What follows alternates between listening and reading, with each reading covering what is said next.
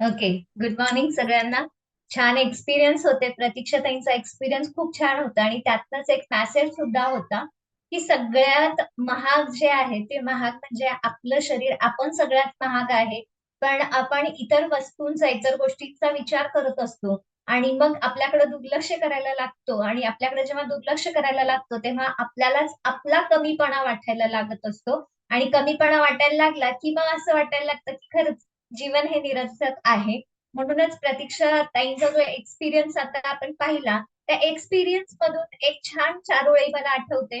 नंतर वेळ निघून जाते, नंतर वय निघून जातं, नंतर वेळ निघून जाते, नंतर वय निघून जातं, नंतर इच्छा निघून जाते, नंतर इच्छा संपून जाते, नंतर शरीर कमजोर होतं, नंतर शरीर कमजोर होतं, नंतर हवी वाटणारी गोष्ट नको नकोशी वाटायला लागते, नंतर हवी असणारी गोष्ट नको नकोशी वाटायला लागते, नंतर जबाबदाऱ्या वाढत जातात, नंतर जबाबदाऱ्या वाढत जातात, केस पांढरे होत जातात, नंतर जबाबदाऱ्या वाढत जातात, केस पांढरे होत जातात, नंतर वय झाल्यावर फोटो सुद्धा चांगले येत नसतात, नंतर वय झाल्यावर फोटो सुद्धा चांगले येत नसतात, नंतर फिरण्यासाठी गुडघे सुद्धा साथ देत नसतात, नंतर फिरण्यासाठी गुडघे सुद्धा साथ देत नसतात, नंतर नंतर करत करत आयुष्यच उरत नाही, नंतर नंतर करत करत आयुष्यच उरत नाही. मला सांगा किती गोष्टी असतात की आपण असं ठरवतो की थोडस रिलॅक्स झाल्यानंतर सगळ्या गोष्टी करतो, थोडं ही जबाबदारी होऊ दे मग करतो. पण यात आपलं वय निघून जात असतं, वेळ निघून जात असते, इच्छा निघून जात असतात, शरीरातली क्षमता सुद्धा कमी वाटायला लागते आणि तरी सुद्धा आपण एकच रटाळ लावलेलं असतं की अजून माझ्याकडे वेळ नाही, मला जेव्हा जमेल वेळ मिळेल तेव्हा मी या सगळ्या गोष्टी करेन, असं आपण सहजपणे म्हणून जातो. पण नंतरचा वेळ आपण पाहिला आहे का हो? कारण आत्ताचा जो वेळ आहे तो वेळ आपण कशा पद्धतीने घालवला पाहिजे, काय केलं पाहिजे, त्याच्यावरती आपण नंतरचा काळ, नंतर येणारा काळ कसं घालवणार आहोत, कसं जगणार आहोत, हे डिपेंड असतं. जर तुमचं फ्युचर चांगलं करायचं असेल तर त्याच्यासाठी वर्तमान काळामध्ये काहीतरी चांगलं केलं पाहिजे, त्यावेळेला तुमचं फ्युचर चांगलं होणार आहे. म्हणून एक छान उदाहरण द्यावं असं वाटतं की मला सांगा की आपल्याला छान फळे खायची असतील, आंबे खायचे असतील तर आंब्याचं रोप आधी लावावं लागतं. मग काही वर्षानंतर आपण ते आंबे खाऊ शकतो. पण मला फक्त आंबे खायचं आहे असं म्हटलं तरी आपल्याला काही मिळत नाही. त्याच्यासाठी आधी रोप लावावं लागतं, त्याला फळं यावी लागतात आणि मग त्याची टेस्ट घेत असतो. मग तसंच आपल्याही आयुष्यामध्ये जर फ्युचर चांगलं घडवायचं असेल, आयुष्य चांगल्या पद्धतीनं जगायचं असेल तर त्याच्यासाठी वर्तमान काळामध्ये स्वतःवरती काम करणं, स्वतःचा असलेला वेळ चांगल्या पद्धतीनं वापरणं, या सगळ्या गोष्टी महत्वाच्या आहेत. मला सांगा, या पृथ्वी तलावरती इकडे तिकडे आपण कधी आपल्या दारामध्ये, आपल्या अंगणामध्ये किंवा शेतामध्ये बाबळीचं झाड कधी आपण कधी लावलोय का? बाबळीचं झाड लावावं लागतं का? नाही लावायला लागत, ते ऑटोमॅटिकली येत असतं. पण मला सांगा, आंब्याची झाडं किंवा इतर फळांची झाडं, चिकूची झाडं ऑटोमॅटिकली येतात का? नाही, ती लावावी लागतात, त्यावेळेला ती येतात. पण आपण आयुष्य जगत असताना कितीतरी नकारात्मक गोष्टी आपण लावतो का? नाही, ऑटोमॅटिकली येत असतात आपल्याकडे. पण सकारात्मक गोष्टी करायच्या असतील, चांगल्या गोष्टी करायच्या असतील तर त्या पेराव्या लागतात. झाड जसं आपण आंब्याचं लावतो ना, तशा त्या सगळ्या गोष्टी आपल्यामध्ये लावाव्या लागतात. चांगले विचार असू देत, चांगले संस्कार असू देत, चांगला आपला आचरण असू दे, चांगलं उच्चारण असू दे, या सगळ्या ज्या गोष्टी असतात ना त्या जाणीवपूर्वक आपल्याला कराव्या लागतात. पण नको असणाऱ्या गोष्टी नकळतपणे घडत असतात. जसं मी आता उदाहरण दिलं की बाबळीचं झाड लावायला लागत नाही, ऑटोमॅटिकली येत असतात. तसंच आपल्या आयुष्यामध्ये सुद्धा निगेटिव्ह गोष्टी, नकारात्मकता ऑटोमॅटिकली येत असतं. म्हणून आयुष्य कधी बिघडत असतं का? नाही, आयुष्य बिघडतं कशामुळे? तर आपण त्या गोष्टी कशा पद्धतीनं टॅकल करतो, कशा पद्धतीनं हँडल करतो, याच्यावरती सगळ्या गोष्टी असतात. आता आपण प्रतीक्षा त्यांचा एक्सपिरियन्स ऐकला, ज्यावेळेला हे हेल्थ इश्यू होते तेव्हा डॉक्टरांच्याकडे जाऊन परिस्थिती, स्वतःचं शरीर सुधारण्याचा बराचसा प्रयत्न त्यांनी केलेला होता. पण त्यातनं किती आउटपुट मिळत होतं? म्हणावं तितकं आउटपुट मिळत होतं का? बिलकुल नाहीये. पण शतायुषी फॅमिली जॉईन केल्यानंतर ज्यावेळेला ती पॉझिटिव्हली आणि जाणीवपूर्वक सगळ्या गोष्टी व्यवस्थितपणे फॉलो केल्यानंतर अपेक्षेपेक्षा सुद्धा चांगला रिझल्ट आला. तो कशामुळे आला? कारण चांगल्या गोष्टी आपल्या आयुष्यात एंटर झाल्या, चांगल्या सवयी एंटर झाल्या, चांगले विचार एंटर झाले आणि मग आपल्या आयुष्याच्या त्या छान अशा स्क्रीनवरती या सगळ्या गोष्टी डिस्प्ले व्हायला लागल्या. मग आपल्याही आयुष्याच्या स्क्रीनवरती जर सुख, समाधान, आनंद, मस्त लाईफ एन्जॉय करायची इच्छा असेल, ते डिस्प्ले करायचे असेल, तर त्या कीबोर्ड वरती व्यवस्थित बटन्स जे असतात ना, ते व्यवस्थित प्रेस होणं खूप गरजेचं असतं. आणि त्याच्यासाठी आज तीन मंत्र तुम्हाला देऊ इच्छिते. पहिला मंत्र आहे ओम इग्नोराय नमः. पहिला मंत्र आहे ओम इग्नोराय नमः. दुसरा मंत्र आहे ओम डिलीटाय नमः. आणि तिसरा मंत्र आहे ओम फॉर्मॅटाय नमः. आता बऱ्याचशा गोष्टी अशा घडत असतात की कोण काय म्हणतं किंवा एखादी दुःखद घटना घडते, एखादा प्रसंग घडतो, एखादे संकट येतं, त्यावेळेला त्या गोष्टीचा इतका आपण संग्रह करतो ना आपल्यामध्ये, त्या गोष्टी विसराव्या लागतात, पाठीमागं टाकाव्या लागतात. ह्या गोष्टी आपण ठेवत नाही. पाठीमागं आलेले चुकीचे अनुभव सुद्धा आयुष्य जगत असताना आपण आपल्या सोबत घेऊन जात असतो. म्हणून तिथं म्हणावंसं वाटतं की इग्नोराय ना, इग्नोर करा त्या गोष्टी, बाजूला ढकला. कारण वाटेमध्ये असंख्य काटे आहेत. मग मला सांगा, त्या काट्यांवरती तुम्ही चालत जाणार आहात की काटे बाजूला करणार आहात? काट्यांवरती चालत गेलात तर काटा पायात मोडणार आहे, जखमा होणार आहेत, वेदना होणार आहेत. आपण सुद्धा तसंच करत असतो. चुकीच्या गोष्टी आपल्या आयुष्यामध्ये इतक्या घडत असतात ना, त्याच्यावरती पाय ठेवूनच आपण उभं राहतो आणि मग त्या वेदना आपल्याला असह्य व्हायला लागतात आणि मग वाटायला लागतं की माझ्या आयुष्यात काही अर्थच नाहीये. म्हणून ती काटे जसं आपण रस्त्यातून बाजूला करतो अलगदपणे, तसंच या सगळ्या गोष्टी इग्नोर करून त्या बाजूला करायच्या असतात. काही गोष्टी ह्या डिलीट कराव्या लागतात. म्हणजे नको असलेले अनुभव डिलीट करावे लागतात. कोण काय म्हंटल, काय कोण केलंय आपल्यासाठी, या सगळ्या गोष्टी ज्या असतात ना, त्या डिलीट कराव्या लागतात. त्या डिलीट केल्यानंतर त्या तसंच स्टोअर करत गेलो की मग आपली मेमरी खूप फुल व्हायला लागते आणि मग आपल्याला नको नको तो शारीरिक, मानसिक सगळ्या गोष्टीचा त्रास व्हायला लागतो आणि त्याच्यासाठी नको असणाऱ्या गोष्टी या डिलीट करायला लागतात. म्हणून ओम डिलीटाय नमः. आणि नंतरचा आहे ओम फॉर्मॅटाय नमः. म्हणजे काय असतं की काही काही गोष्टी आपण डिलीट करतो, पण त्या कुठंतरी फ्लॅशबॅकला स्टोअर होत असतात. मग आपण त्या परत रिस्टोअर झाल्यानंतर त्या रिस्टोअर झालेल्या गोष्टी सुद्धा काढून टाकणं महत्वाचं असतं. आणि त्याच्यासाठी तिसरा मंत्र आहे ओम फॉर्मॅटाय नमः. म्हणजे डिलीट झालेल्या गोष्टी सुद्धा त्या स्टोअर होऊ नयेत, तिथंच राहू नयेत, रिस्टोअर होऊ नयेत, याच्यासाठी फॉर्मॅटाय नमः.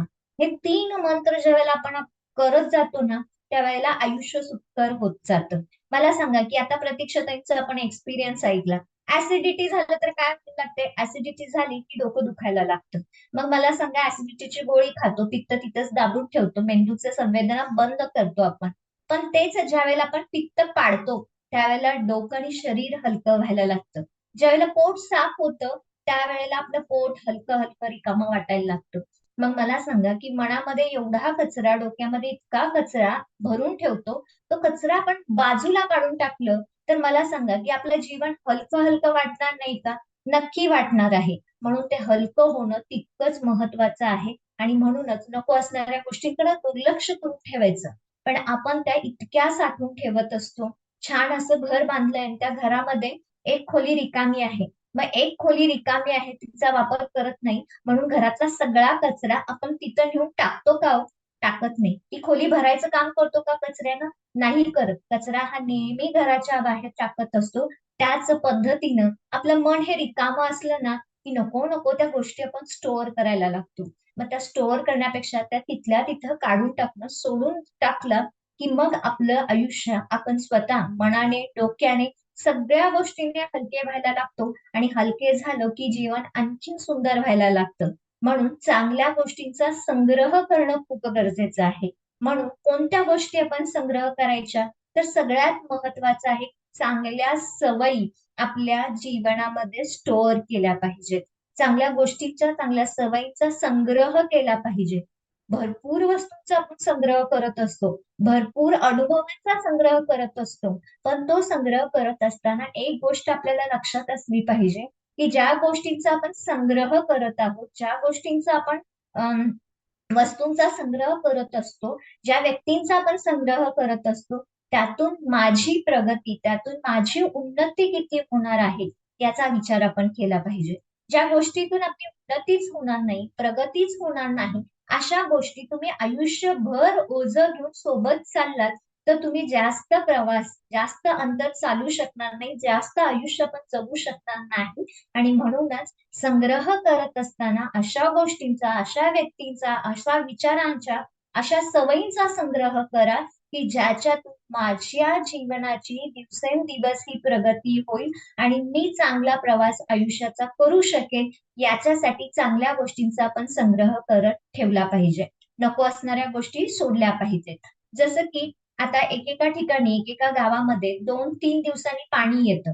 मग 2-3 दिवसांनी पाणी येतं त्यावेळेला आपण काय करतो, सगळं पाणी जितकं शक्य असेल आपल्याला वापरायला पाहिजे तेवढं तर स्टोअर करतोच, पण त्याच्यापेक्षा जर कोणी आलं गेलं किंवा पाणीच आलं नाही म्हणून एक्स्ट्रा सुद्धा स्टोअर करतो.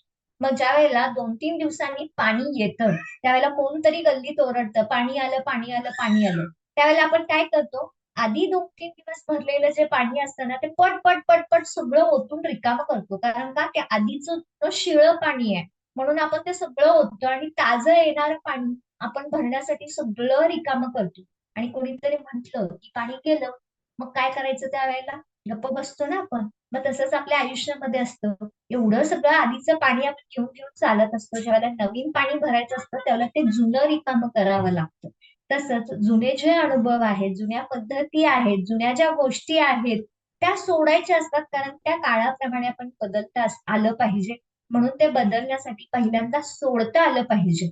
मग आता मी म्हंटल की चांगले अनुभव आपल्या सोबत असतात. मग बरेच जण तुम्ही म्हणाल की आमच्या आयुष्यामध्ये बरेच असे प्रसंग घडलेले आहेत की जे वाईट आहेत आणि त्याचा त्रास आम्हाला होतो. मला सांगा, उन्हाळ्याचे दिवस आहेत आणि उन्हाळ्याच्या दिवसामध्ये तुमच्या समोर छानपैकी कोळशाचा विस्तव ठेवलेला आहे आणि तो विस्तव ठेवलेला आहे आणि तुमच्याकडे पाणी सुद्धा नाहीये आणि त्याची उष्णता तुम्हाला त्रास देत आहे. त्यावेळेला तुम्ही काय करणार आहे? गप ती उष्णता घेत बसणार आहात? ती आग घेत बसणार आहात? ती धग घेत बसणार आहात? नाहीये. ती कमी करण्याचा कसा तरी आपण प्रयत्न करतो. मग मला सांगा, त्या कोळशाच्या विस्तवाला तुम्ही फूक मारत बसलात तर तो कोळसा विझणार आहे का? ती धग विझणार आहे का? नाही. जितका तुम्ही फूक माराल ना तेवढं ते आणखी विस्तवाचा वरचं जे राख असतं ते निघून जातं आणि ते भडकायला लागतं. तसंच आपल्या जीवनात असतात. जेव्हा वाईट प्रसंग, वाईट गोष्टी, वाईट आठवणी असतात त्याच्यावरती अशीच फुंकर मारत बसतो आणि ते पुन्हा धग आपल्यालाच त्रास देत असते. मग त्यासाठी काय करायचं असतं? भलं आपल्याकडे पाणी नसेल तरी चालेल, पण आपल्या जवळ माती तरी असते ना. एवढी माती त्या विस्तवावरती टाकता येईल तितकी टाकायची, जेणेकरून त्या विस्तवातलं जे आग आहे, धग आहे, त्याचा त्रास आपल्याला होणार नाही इतकी माती आपण त्याच्यावरती टाकायची असते. तसंच आपल्या जीवनामध्ये जेव्हा वाईट गोष्टी असतात, वाईट विचार असतात, त्या वाईट विचारांच्या वरती, त्या वाईट गोष्टींवरती, त्या वाईट आठवणींवरती आत्ताचा वर्तमान काळातल्या इतक्या चांगल्या गोष्टी करा, इतक्या चांगल्या सवयी लावा, इतक्या चांगले आचरण करा की जेणेकरून आधीच्या ज्या गोष्टी आहेत ना त्या विझल्या जातील, झाकल्या जातील. अशा पद्धतीनं आपण आपलं जीवन जगलं पाहिजे. त्यावेळेला जीवन खूप सुंदर होत जात असतं. मला सांगा की एखादी घटना घडते वाईट म्हणून जीवन खरंच खूप वाईट असतं का? सगळ्याच गोष्टी वाईट असतात का? बिलकुल नाहीये. मला सांगा की एक भाकरी आपण करपली म्हणून कणिक कधी फेकून देतो का? नाही फेकून देत. एक भाकरी करपली तर दुसरी भाकरी करत असताना, ती भाजत असताना त्याच्याकडे चांगल्या पद्धतीनं आपण लक्ष देतो, जेणेकरून ती करपणार नाही. मग तसंच असतं. आयुष्यामध्ये एखादा चटका आपल्याला बसला, की आपण आयुष्यच खराब आहे, माझी वेळच चांगली नाही, मी चांगलीच नाहीये, असं म्हणत बसण्यापेक्षा जी पुढची येणारी वेळ आहे, ज्या पद्धतीने आपण दुसरी भाकरी भाजताना लक्ष देतो, तशा पुढच्या वेळेला स्वतःवरती, स्वतःच्या वेळेवरती चांगलं लक्ष दिलं तर खरंच ते चांगलं ठरणार नाही का? नक्की चांगलं ठरणार आहे. आणि म्हणूनच आपण जागरूक राहणं, चांगल्या गोष्टींचा संग्रह करणं, सोबत ठेवणं, नको असणाऱ्या गोष्टी पाठीमागं टाकून जाणं आणि पुढे जात राहणं हे खूप महत्वाचं आहे. जसं की तुम्ही फॉरेनमध्ये फिरायला गेलाय आणि फॉरेनमध्ये फिरायला गेल्यानंतर तुमच्या आजूबाजूला निसर्ग खूप छान आहे. उदाहरणच द्यायचं असेल, जर तुम्ही स्वित्झर्लंडला फिरायला गेलाय, छान रस्ते आहेत, निसर्ग सौंदर्य खूप छान आहे. पृथ्वीवरचं ते स्वर्ग असं म्हटलं जातं स्वित्झर्लंडला. आणि तिथं गेल्यानंतर छान रस्त्यावरती बसलाय आणि रस्त्यावरती बसल्यानंतर तुमच्या डोक्यात तुमच्या मनात जर विचारत असेल की किती भारी रस्ते आहेत, याच्यावरती बसल्यानंतर माझे कपडे सुद्धा खराब होत नाहीये, एवढा छान सुंदर देश आहे. पण आमच्या भारतात काय नव्हेच, किती वर्ष झाली इतके खड्डे रस्त्यावरती आहेत, काही उपयोग नाहीये. इथं खाली बसलं तरी कपडे घाण होत नाहीये. पण आमच्या भारतामध्ये खेडेगावामध्ये रस्त्यातून गाडी चालत असताना सुद्धा माझ्या कमरेला, माझ्या शरीराला गाडीत बसून त्रास होतो. पण इथं रस्त्यावर बसून सुद्धा काही त्रास होत नाही. असा जर तुम्ही स्वित्झर्लंड मध्ये जाऊन भारतातल्या उणी धुणी काढायला लागलात, तर मला सांगा की खऱ्या अर्थानं तुम्ही तिथं एन्जॉय करू शकाल का? बिलकुल एन्जॉय करू शकणार नाही. मग तिथं स्वित्झर्लंड मध्ये गेलाय ना, तर छानपैकी ते स्वित्झर्लंड एन्जॉय करा ना. भारतातल्या ज्या गोष्टी आहेत ते तिथंच ठेवा. परत आल्यानंतर आपल्याला ते सगळं आपल्यासोबत घेऊन जायचंच आहे. पण ते सगळं इथलं तिथं जाऊन तिथला वेळ का खराब करत असतो? तसंच आपण आपल्या आयुष्यामध्ये करत असतो. वर्तमान काळामध्ये जगत असताना पाठीमागच्या इतक्या गोष्टी सारखं आपण ते काढत बसतो ना, आणि मग आत्ताचा जो स्वर्ग आहे स्वित्झर्लंड सारखा, आत्ताचा जो हा वेळ आहे सोन्यासारखा, त्या सोन्यासारख्या वेळेचा मात्र आपण उपयोग करत नाही. आपलं आयुष्य हे चांगलं जीवन जगण्यासाठी आहे आणि हा चांगला क्षण आपण छान पद्धतीनं आपल्याला जगता आला पाहिजे आणि तो जगण्याचा प्रयत्न प्रत्येकानं केला पाहिजे. मला सांगा की जेव्हा आई बाळाला जन्म देत असते, बाळाला जन्म देत असताना तिला काही वेदना झालेल्या नसतात का हो? भले ते नॉर्मल असू दे किंवा सीझर असू दे, त्रास झालेला नसतो का? त्रास झालेला असतो. पण बाळाला जन्म दिल्यानंतर, बाळ पाहिल्यानंतर तिला किती त्रास झालाय मग ती रडत बसते का? ते सारखं सारखं उगाळत बसते का? नाही उगाळत बसत. त्या बाळासाठी, त्या बाळाला संगोपन करत असताना छान आनंदात ती वेळ घालवत असते. मग त्या वेदनांचा ती विचार करत बसली आणि त्या बाळाला त्रास देत बसली, तर बाळावरती प्रेम होईल का? नाही होणार. त्या वेदना कसं आपण बाजूला टाकतो आणि त्या बाळासोबत छान आनंदाने वेळ घालवत असतो ना, तसंच आपल्या आयुष्यामध्ये जगत असताना वाईट गोष्टी सोडून टाका आणि चांगल्या गोष्टी घेत सोबत घेऊन चला. जाता जाता एक उदाहरण देते. एका कुटुंबामध्ये पती असतात, 2 मुलं असतात, छान सुखी संसार असतो. पण त्या पतीचं जेव्हा ऑफिसमध्ये जात असायचे, छोट्या छोट्या गोष्टींवरती सारखं चिडचिड चिडचिड करायचं. छोट्या छोट्या गोष्टींवरती घरातल्या व्यक्तींच्या वरती चिडायचं, सारखं त्यांना बोलायचं, ऑफिसमध्ये बोलता येत नाही, कुणावरती रागवता येत नाही, म्हणून घरातल्या प्रत्येक व्यक्तीवरती रागवायचं. मग घरातली जी मंडळी होती ती मंडळींना थोडासा म्हणजे चिंता असायची की आता बाबा आपले रिटायर होणार आहेत आणि आपले बाबा रिटायर झाल्यानंतर आपलं कसं होणार. कारण संध्याकाळी 2-3 तास आपल्या सोबत असतात आणि एवढं चिडचिड करतात. हे रिटायर झाल्यानंतर दिवसभर आपल्या घरात राहणार, देवा किती डोक्याला ताप देतील मग, या विचाराने सगळे चिंतेत असतात. पण होतं मात्र उलट. बाबा रिटायर होतात, घरामध्ये छान वेळ घालवत असतात. वेळ घालवत असताना कुठलीही गोष्ट बाबांना सांगायला जायचं म्हटलं की मुलांना टेन्शन यायचं. कोणतीही गोष्ट आपल्या नवऱ्याला सांगायला जायचं म्हटलं की पत्नीला टेन्शन यायचं. काही दिवस थोडी चिडचिड झाली त्यांची, पण नंतर इतके नॉर्मल व्हायला लागले की घरच्यांना खूप आश्चर्य वाटायला लागलं. मुलगी म्हणते की माझी गाडी खराब झालेली आहे. मुलगी घाबरत घाबरत आपल्या वडिलांना सांगते की माझी गाडी खराब झालेली आहे. मग तिच्या मनामध्ये धाकधूक लागलेली असते. आता पप्पा कशा पद्धतीनं रिॲक्ट होतील, कसे चिडतील, काय बोलतील, असं टेन्शन तिच्या डोक्यामध्ये असतं. पण बाबा एकच म्हणतात, तुझी सोय तुझं तू करून घे. गाडी खराब झाली तर ती रिपेरी करून तुझं तुझं घे. नाहीतर एक काम कर, बेस्ट ऑप्शन बसने जा किंवा ट्रेननी जा. तुला जे करायचंय ते कर. मग मुलगा थोड्या वेळानं येतो. मुलगा आपल्या येतो आणि वडिलांना म्हणतो की बाबा मला मार्क्स थोडे ह्या टेस्टला कमी आलेले आहे. मग मार्क्स कमी आलेत म्हटल्यानंतर वडिलांची रिॲक्शन कशी असणार आहे? वडील बहुतेक खूप चिडणार, याचं टेन्शन मुलाला असतं. पण वडील सहज म्हणतात, ह्या वेळेला टेस्टला कमी मार्क आलेत, आता ते वाढवायचं कसं तुझं तू ठरव. नाहीतर मार्क वाढले नाहीयेत ना, मग तुला कसली छोटी मोठी नोकरी मिळेल ती नोकरी कर आणि तुझ्या ज्या सुखसोयी आहेत ना, तुझी जी स्वप्न आहेत ना, ती कशी पूर्ण करायचं हे तुझं तुझं बघ. मला काय तू सांगू नको. कमी आले किंवा वाढले तर तो तुझा प्रश्न आहे. वाढले तर तुझी स्वप्न लवकर कंप्लीट होतील. मार्क चांगले नाही आले तर तुझी स्वप्न ही लवकर कंप्लीट होणार नाही, असं वडील म्हणून रिकामे होतात. थोड्या वेळानं पत्नी येते आणि पत्नी म्हणते की मला माहेरी जायचंय. मग माहेरी जायचं म्हटलं की आधी पती खूप चिडायची. आता म्हणतात ठीक आहे, बसनं जाणार आहेस की ट्रेननं जाणार आहेस? ट्रेननं जाणार असलीस तर सांग, मी रिझर्वेशन करतो आणि जाऊन ये जा, तुला जितके दिवस राहायचंय तितके दिवस राहून ये जा, असं पत्नीला म्हणतात. सगळ्यांना आश्चर्य वाटतं. न चिडता, न काही करता, न त्रागा करता, सहजपणे एकदम शांतपणे हे घरातली व्यक्ती ही कशी रिप्लाय द्यायला लागते. मग संध्याकाळी सगळेजण जेवायला एकत्र बसतात.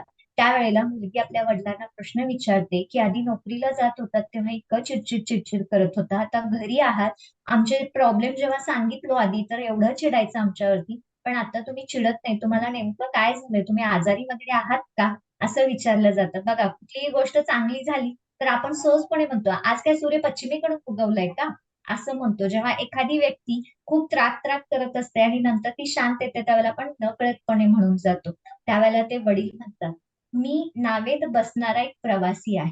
आजपर्यंत तुमचे जी दुखणी आहेत, तुमच्या ज्या गोष्टी आहेत, तुमच्या ज्या अडचणी आहेत, त्याचा इतका मी स्वतःला त्रास करून घेतला आणि तो त्रास माझ्या आयुष्यासाठी चांगला नाही, माझ्या जीवनासाठी चांगला नाहीये. तुम्ही त्या नावेत बसला. मी तुमची नाव ओढण्यासाठी जन्माला आलेलो नाहीये. प्रत्येकाची नाव जर किनारी पोचवायची असेल तर ज्यानं त्यानं तो वल्लव हाकायचा असतो. आणि आजपर्यंत मी बाकीच्यांचा वल्लव हाकण्याचाच प्रयत्न केलेला होता. आता फक्त मी माझा वल्लव हाकणार आहे. मी माझी नाव किनाऱ्यावरती पोहोचवणार आहे. तुमची नाव कशी किनाऱ्यावरती पोहोचवायची हे तुमचं तुम्ही ठरवा, कारण तो वल्लव मी तुमच्या हातामध्ये दिलेला आहे. गोष्ट सांगण्याचं तात्पर्य इतकंच असतं की आपण सुद्धा आयुष्य जगत असताना कितीतरी इतरांची मी दोन्ही अडचणी इतक्या गोष्टी आपल्यासोबत आपण घेऊन जात असतो. मग आपली नाव व्यवस्थित किनाऱ्यावरती पोहोचेल का, लवकर नाही पोहोचणार, कारण तेवढं ओझं आपण आपल्यासोबत घेऊन जगत असतो. म्हणून ज्याची त्याची नाव त्याच्याकडे सोपवून द्या. ज्यानं त्यानं कसं पोचायचं हे त्यांनी ठरवायचं असतं. आपली नाव व्यवस्थित पोहोचवण्यासाठी आपल्यालाच पल्लव हाकावा लागेल. कितीही टेन्शन घेतला, कितीही त्रास करून घेतला, कितीही त्रागा करून घेतला तर परिस्थिती कधी बदलणार नाही. दुसऱ्याची तहान भागवता भागवता आपली दमछाक होत असते. दुसऱ्याची तहान भागवायची असेल तर त्याला पाणी कसं प्यायचं हे आपण शिकवायचं असतं. पण आपण काय करत असतो, दुसऱ्याला पाणी पाजवण्यासाठी तोंडाजवळ न्यायचं, पी पी म्हणायचं, नाक दाबायचं, या सगळ्या गोष्टी करत असतो आणि याचा त्रास भयानक आपल्याला होतो आणि मग आपणच आपल्याला त्रास करून घेतो आणि शरीराला सुद्धा, मनाला सुद्धा त्रास होत असतो. म्हणून ह्या गोष्टी करायच्या नसतील ना तर चांगल्या गोष्टी, चांगले विचार, चांगल्या व्यक्ती, चांगल्या सवयी संग्रह करत चला. जसं काल छान इव्हेंट झाला आणि त्या इव्हेंट मध्ये ते सर जे आलेले होते गेस्ट स्पीकर, त्यांच्या चेहऱ्यावरती इतकी सुंदर स्माइल होती ना, आणि ती स्माइल आम्ही घेऊन सगळे बाहेर पडलो आणि आता इथून पुढे ठरलं की चेहऱ्यावरती नेहमी स्माइल ठेवायचं. पहिल्यांदा स्वतःला छान करा, स्वतःला सुधारावा आणि मग ऑटोमॅटिकली तुमच्याकडे बघून इतर सगळे सुधारतात. जसं शतायुषी फॅमिली, आपल्याकडे बघून सगळ्यांची मत परिवर्तन होत असतात. आपण एकमेकांना भेटतो तेव्हा आपुलकीचं बंधन निर्माण होतं. म्हणजेच काय की शतायुषी फॅमिली म्हणजे चांगल्या व्यक्तींच्या, चांगल्या सवयींच्या, चांगल्या आहाराचा, चांगल्या व्यायामाचा, चांगल्या विचारांचा संग्रह म्हणजे शतायुषी फॅमिली आहे. थँक्यू सो मच ताई. चलो जोरदार क्लॅपिंग करू. काय इग्नोर आहे नमः, काय काय काय काय डिलीट आहे नमः करणार आहे का आज? बघा ते माझा मोबाईल हँग झाला होता आणि आयफोन कधी हँग होत नाहीत म्हणतात. लई आलं तर ते पण हँग होतंय माहितीये का? मला माझा अनुभव आहे. आणि त्याच्यामुळे हे सगळं करत बसायला लय वेळ लागतंय. त्याच्यापेक्षा ज्या त्या वेळेला केलं तर किती भारी होईल. हे सगळ्या गोष्टी आपल्याला खरंच जमायला पाहिजेत. आपण दुसऱ्यांना बदलण्यासाठी इतका प्रयत्न करतो. दुसऱ्यानं मला पाहिजे तसं वागण्यासाठी इतका प्रयत्न करत असतो. समोर जेवढं छान वाढून ठेवलंय ते जेवायचं सोडायचं. भाकरी छान लई बघा तुम्ही जरा बाहेर जाऊन या. आल्यानंतर भाकरी भाजी किती भारी वाटत्या आणि रोज भाकरी भाजी वाटल्या तर त्यावेळेला म्हणायचं हे दुसरंच पाहिजे. आपल्या पद्धतीनं आपल्याला जगता येतं. आपल्या पद्धतीनं दुसऱ्याला जगायला तुम्ही भागच पाडू शकत नाही.